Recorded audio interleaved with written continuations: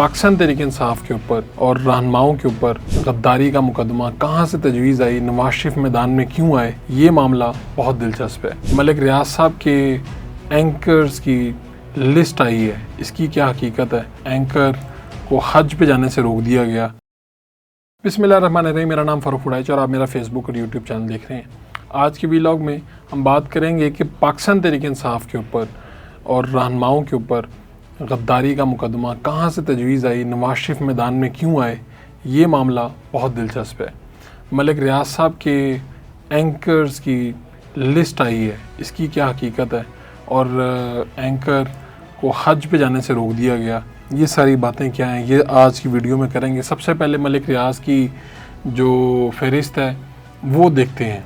मलिक रियाज साहब पाकिस्तान के बहुत बड़े प्रॉपर्टी टाइकून हैं। इनके बारे में ये एक रियलिटी है कि पाकिस्तान के आप किसी भी शायद चैनल के ऊपर बैठ के इनके ख़िलाफ़ बात नहीं कर सकते और किसी अखबार में शायद इनके ख़िलाफ़ कोई ख़बर नहीं छप सकती। बहुत से अफराद ने कोशिश की है, लेकिन शायद वो अपने सोशल मीडिया पे ये काम कर सकते हैं। यहाँ तक कि अगर लाइव चीज़ जा रही है और मलिक रियाज साहब के ख़िलाफ़ कोई बात हो जाती है तो वो उसे सेंसर कर दिया जाता है। और बड़े बड़े एंकर्स भी जो हैं वो नाकाम रहे हैं इनके ख़िलाफ़ बात करने में। यही वजह है कि मलिक रियाज साहब की जो सोसाइटी है बहरिया टाउन, उसके कराची का मसला हो, जो कि सैकड़ों लोगों का मसला है। लाहौर में कोई सिक्योरिटी प्रॉब्लम हो जाए, मुझे याद है यहाँ पर बहुत ज़्यादा रॉबरीज़ की वाक़यात होने शुरू हो गए थे और उस पे क्या होता था कि जो सिक्योरिटी वाले हैं वो बिल्कुल उनको कोई लिफ्ट नहीं करवाते लोगों को, क्योंकि उन्हें पता है कि ये चीज़ निकल भी गई तो सोशल मीडिया तक आ सकती, इससे ज़्यादा कहीं पे ये जा नहीं सकती। एक साल पहले का वाक़या हसन न्याज़ी का, और वो आपको पता है कि इनके ख़ानदान की जो कुछ अफराद थे उनका वो मसला निकल के आया था मलिक रियाज साहब के। उस वक्त भी मीडिया ने उसको उस तरह से रिपोर्ट नहीं किया था। हाँ, जहाँ तक वो अदालत में जब आ गई थी चीज़ें फिर जाके उसको रिपोर्ट करना पड़ा था। तो अभी ये हुआ कि लिस्ट आई है एंकर्स की, और ये बड़े बड़े एंकर्स हैं कि जिन्होंने क्या क्या लिया है। मैं कुछ एंकर्स के नाम आपके सामने रखता हूँ जिनके नाम आए। नुसरत जावेद साहब का नाम आया, इसमें मारवी सरमद का नाम आया, महर बुखारी का नाम आया, मज़हर अब्बास, कामरान ख़ान, मुनीर फ़ारूक, सना बुच्चा, जावेद चौधरी, हसन निसार, हामिद मीर, कामरान ख़ान, कोई भी, नजम सेठी, डॉक्टर शाहिद मसूद, मोहसिन लुकमान, इन सब के नाम आए। और ये जो लिस्ट आई है सामने, इसमें क्या है जी कि 2 करोड़, जैसा मोहसिन लुकमान साहब का लिखा है जी, 2 करोड़ लिए, 2 करोड़ 85 लाख लिए, और इसके अलावा ये थ्रू नेशनल बैंक लिए और एक मर्सिडीज़ बेंज ली। डॉक्टर शाहिद मसूद जनाब 1 करोड़ 7 लाख लिए, और ट्रिप्स को दुबई के हैं वो पे हुए हैं।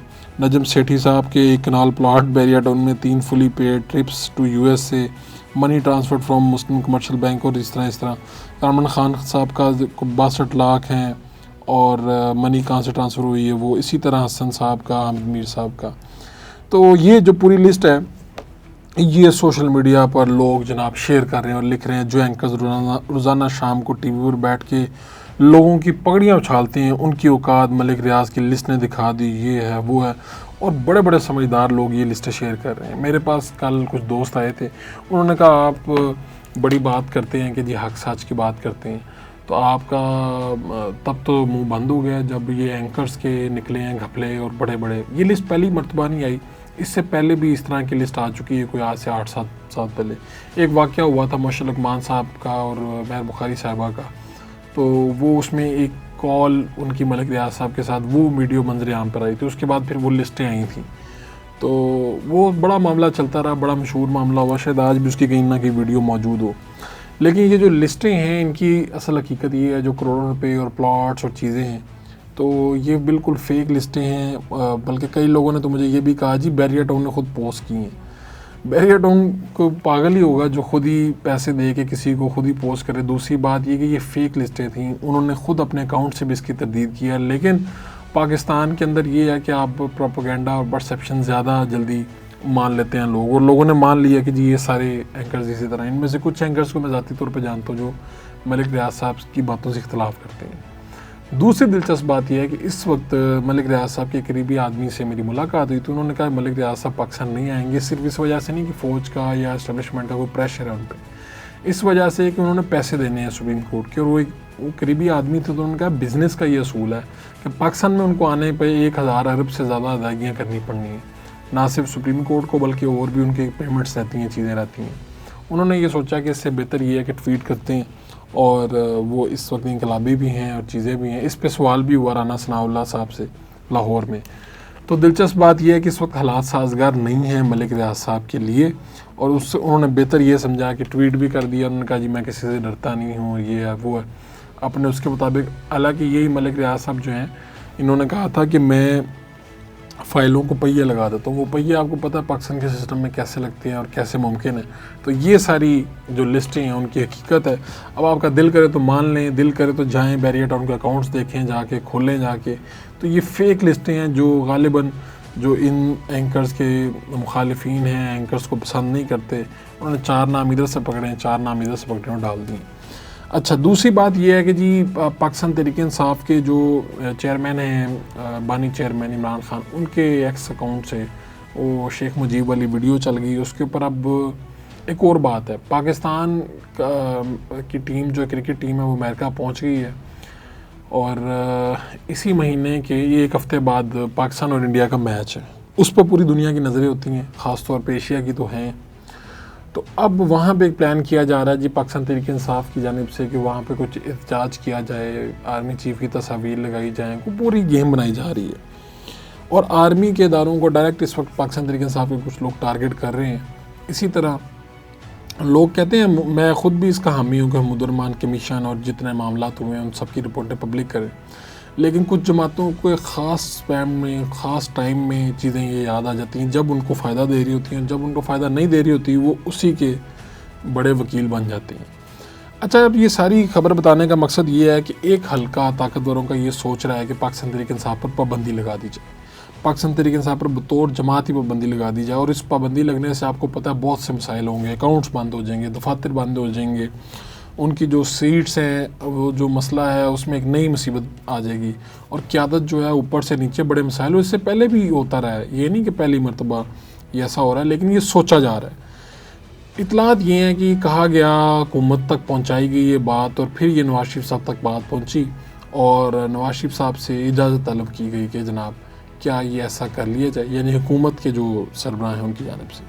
तो जवाब नवाज शरीफ साहब ने ये दिया कि भाई हर बर्डन जो है वो हमने अपने कंधों पर क्यों लेना है। दूसरी बात ये कि उन्होंने इस बात की मुखालफत की कि पाकिस्तान तहरीक इंसाफ पर बतौर जमात पाबंदी नहीं लगनी चाहिए।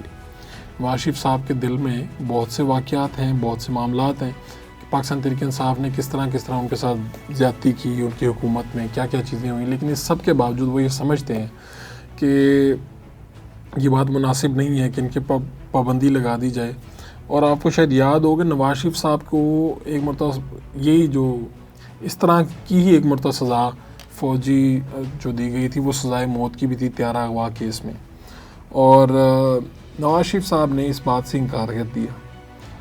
अब नून के अंदर भी और हुकूमत के अंदर भी एक हल्का है जो कि हम नवा है इस बात का कि पाकिस्तान तहरीक इंसाफ पर पाबंदी लगाई जाए, और ऐन मुमकिन है कि आने वाले दिनों में ये बात सच साबित हो जाए।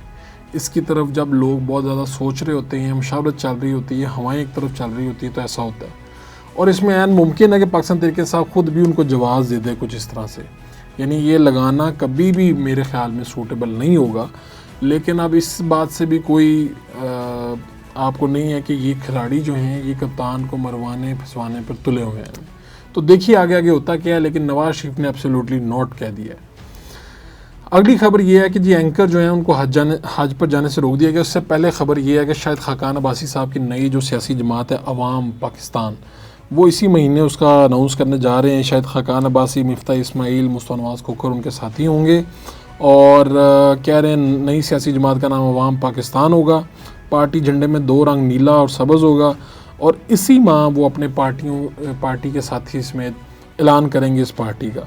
और वो कहते हैं हमारी नई जमात में वही लोग शामिल होंगे जो मसाइल हल करने की नीयत रखते हैं। हम शॉर्टकट के हामी नहीं है। पाकिस्तान दुनिया का वाहिद मुल्क है जो अपनी तारीख छुपाते हैं, जो पढ़ाया जाता है वो मुल्क की तारीख नहीं है। और उन्होंने कहा यहाँ पर पाकिस्तान में हर लीडर के ऊपर गद्दारी का फतवा सादिर कर दिया जाता है। अब देखिए नई जमात में क्या क्या होता है। पाकिस्तान मुस्लिम लीग नून से जो नाराज़ लोग हैं उनकी एक बड़ी तादाद वहाँ पर ज़रूर जा रही है, ये एक मुझे कई लोगों से मिलने का इत्तेफाक हुआ है, वहाँ पर ये पता चला है मुझे। इमरान रियाज साहब को हज पे वो जा रहे थे, उनको रोक दिया गया, अदालत ने इजाज़त दी, लेकिन जब वो गए एयरपोर्ट पे, इस्लामाबाद के एयरपोर्ट पे, उनकी वीडियो पूरी देखी जा सकती है जिसमें वो पूछ रहे हैं कि भाई क्या हुआ। तो बताया ये गया कि जनाब आपका नाम अभी निकला नहीं है। ये पहली मरतबा नहीं हुआ, लास्ट टाइम ये मस्कत जा रहे थे तो वहाँ से इनकी गिरफ़्तारी हुई थी और उसके बाद फिर लंबे अरसे के लिए नामालूम मकाम पर ये रहे थे, फिर वापसी इनकी बाजियाबी हुई, सब कुछ हुआ। अभी ये हुआ कि अदालत ने ये इजाज़त दी इनको कि हज पे वो जा सकते हैं। वो एयरपोर्ट पे आए तो उन्हें रोक दिया गया और बताया ये गया कि नाम आपका ECL PCL में है। उन्होंने फिर इस पर ट्वीट भी किया कि अदालती हुक्म के बावजूद नाम बदस्तूर ECL और PCL में मौजूद है। उन्हीं के जो वकील हैं उन्होंने ये कहा है कि ये इस्लामाबाद हाई कोर्ट के चीफ जस्टिस के हुक्म की खिलाफ वर्जी है, इस पर तौहीन अदालत की कार्रवाई होनी चाहिए। हमने दरख्वास्त तैयार कर ली है और हम ये कर रहे हैं। एक बात समझ से बाला तर है कि मुझे नहीं समझ आती, क्या इनका कोई अगर वाकई कोई ऐसा एजेंडा था जो हमें नज़र नहीं आ रहा, जो इदारों को नज़र आता है, तो उनको वो सामने भी लाना चाहिए। किसी को हज पे जाने से रोकने से क्या आपको मिलता है और क्या पाकिस्तान का फ़ायदा होगा या पाकिस्तान के इदारों की नेकनामी में कितना गुजाफा होगा। तो ये एक जब अदालत भी ख़ास तौर पे हुक्म दे दे तो फिर तो पीछे कोई जवाब नहीं रहता। Chief justice Islamabad high court का हुक्म है और जब आप जाते हैं तो FIA का आपको एहलकार निकाल के दे देता है, जनाब आपका नाम डाटा में ही नहीं है, आप नहीं जा सकते। ये दिन है हज पे जाने की, अगर उनको आप रोक के इससे किसी का कोई ख़ायदा होता है तो ये भी करके देख लें।